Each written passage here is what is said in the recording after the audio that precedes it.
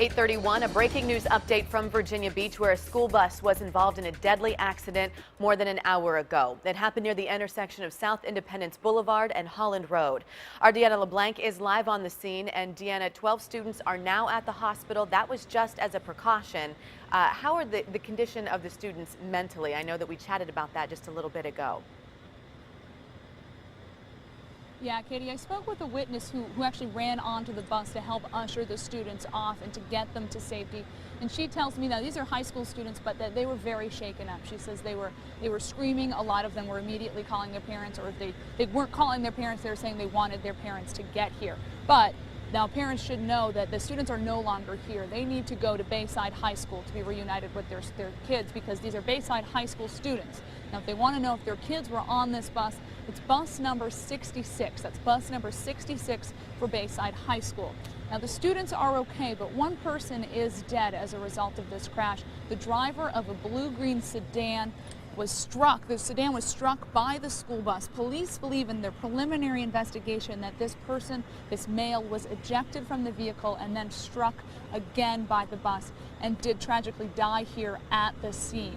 Now, there are several police vehicles and police officers here. They believe the intersection will be closed for hours as they try to reconstruct this crash and try to determine exactly what happened and how this school bus ended up plowing into the back of this vehicle. Now, lots of people on this scene are crediting a man in the military with possibly keeping this accident from spreading onto the school bus. They say this man somehow found a fire extinguisher because that blue-green sedan did catch on fire, and he was able to put those flames out before they spread to the school bus. So once again, we just want to remind people that traffic is backed up here if it's going to be closed for hours. So one alternate route the police suggest is to go northbound on Holland Road at South Plaza and connecting back onto Independence that way if they need to get through, because this will be shut down for quite some time while the investigation continues.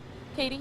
And Deanna, can you kind of connect the dots for us just a little bit here and explain what the police are doing behind you right now? We can see a couple of them looking at the car. I know that the fatal crash team is a little further to your right, our left if you're looking at the television. What are they doing together right now? Well, right now there are investigators with cameras, both still cameras and video cameras, taking pictures. They also have tape measures. They've been sort of trying to reconstruct this crash because there are pieces of the car back behind the school bus as well, and they're just trying to piece together how did this bus and how did this car collide. Let's see, there's also a lot of people taking notes, and there's several witnesses still on the scene. Lots of police officers way over across the street have clipboards and are taking down witness statements. That's been going on for the better part of the last hour, so there's a whole lot of information at this scene. Right now it's just about gathering it, collecting it, and piecing it all together to figure out how this person died in this accident this morning. Katie? Deanna, thank you. We'll check back in with you in just a moment. And now we go to photojournalist Walter Hildebrand, who is at Bayside High School, and we have him on the phone for you. Walter, you spoke with a mother and her daughter. Her daughter was one of the students on that school bus? Yes, Katie, I did. She said she was asleep on the bus when the accident happened. She said many of the kids were sort of dozing off, and a lot of the injuries resulted from them hitting their face on the seat in front of them. She is going home with her mother. Her mother was notified by her daughter who was on the bus. She said she never received any notification from the school about this. I'm at Bayside High School now, and the young lady that I spoke to said there are about 2 more students here that are waiting for their parents to come pick them up right now. But she said that another bus came and brought all the students that were on the bus over to Bayside High School, and that's really all I have for you right now.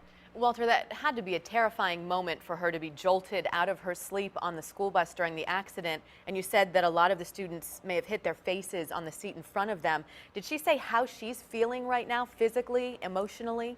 She is a little shaken up. She said she started crying when it happened. A lot of students were crying, but you know, she is a lot better now, and her mother came to come pick her up, and they're going to be taking the day off from school today. Did her mother say if they plan to take her to any doctor just to check her out, make sure she doesn't have whiplash or any injury? I did not ask her about that. She did not say anything about that. She appeared to be fine.